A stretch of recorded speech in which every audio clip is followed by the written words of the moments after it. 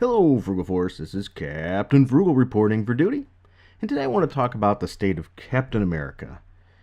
If you don't know that I'm a diehard Captain America fan, you probably are new to the channel. When I say new to the channel, you've probably only watched maybe one video. Because I think I make it rather obvious that I'm a huge Steve Rogers Captain America fan. Now, I have a long history with the character, as he's one of the characters I learned to read based on. And I've been reading Captain America for around 40 years.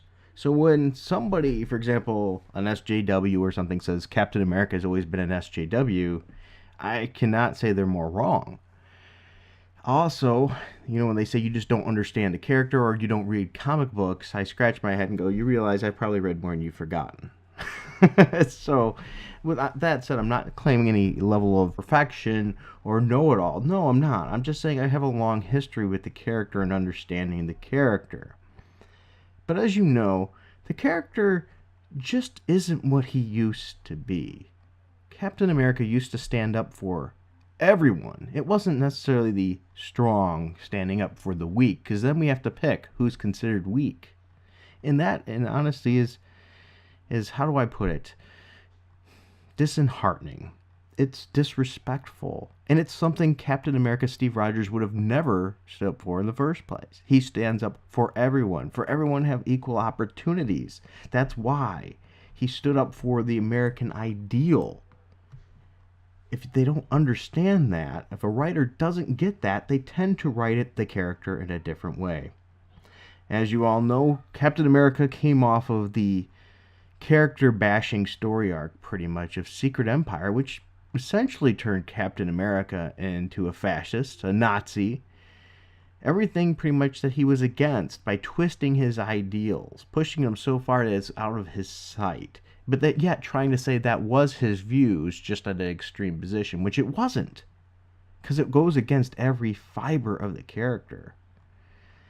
Nick Spencer pretty much took the character on his foundation and broke everything apart that was good and turned it into a wicked, bastardized version that was no longer the Steve Rogers I knew and loved.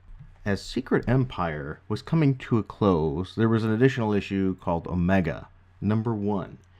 And the panel, or the page here, and the panels on this page, I believe were meant to be troubling, sure, and show how the damage at the end was done. But I think it goes deeper than what actually was intended with Nick Spencer. It says, "It was during the cleanup after the Battle of Washington. I came across a little boy trapped in the rubble. Here, let me help you. I reached out to him, and he flinched, pulled away. He was afraid of me. And I realized this would be my life now. That even though the world had seen us fight, even with Stark's company spending millions explaining what happened to me, on some level, this would always be there. There would always be a scar." As I said, it's supposed to show that things have repercussions, but what Nick Spencer didn't realize is his very storyline also left a scar. It took long-time readers, people that knew the character, loved the character, grew up with the character, seeing it as almost an idol, or something to look up to, and made it tarnished.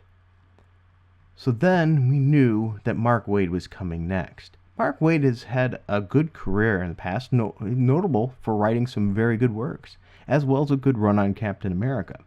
But at this time period, Mark Waid's, how should we say, his standards of writing has known to have been diminished. It just seems like he didn't care, or he was too busy pushing his ideology to really write a good character. And sadly, that's what we got. Captain America's iconic, or what should have been iconic, issue number 700, didn't even focus him on his own cover of his book, which really shows what his whole story was as well. Once again, taking what made the character great and knocking him down a peg. Because once again, Mark Waid is the strong must protect the weak, but yet he feels it's his judgment on who is the weak. And once again, that is just shameful.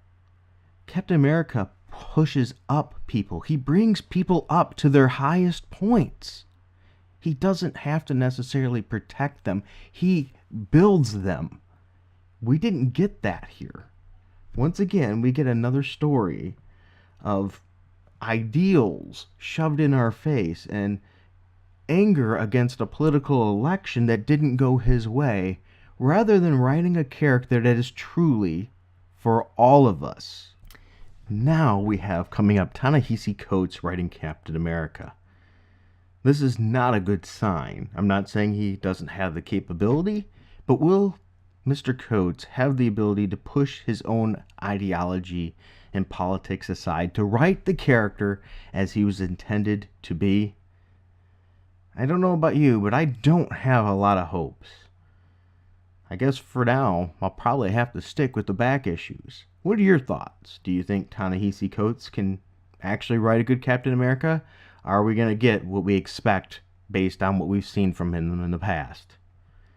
Well, that's my thoughts. Let me know yours. I, for one, for all the naysayers out there, people want to holler about being negative, and if you don't know me, you know I want a good Captain America back. I want a Captain America back that stands up for everybody. A Captain America that I can read and go, wow, that was a good, inspiring story. I don't want the most inspiring thing about Captain America in a Captain America book to be another character that was being Captain America at the time. We saw that under Nick Spencer. Captain America out of character. Now granted, it's good to see other characters step up and be built up, and that's what we've seen there with Sam Wilson the Falcon. And that I'm fine with. Actually, I think Sam Wilson is a good logical successor. But I want Steve Rogers in a Steve Rogers book, Captain America, to be Captain America again.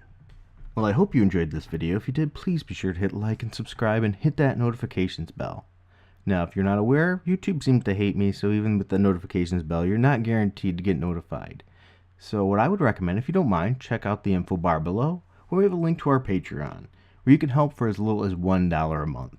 We would greatly appreciate it. We thank you all for taking the time to listen and watch and share with this channel.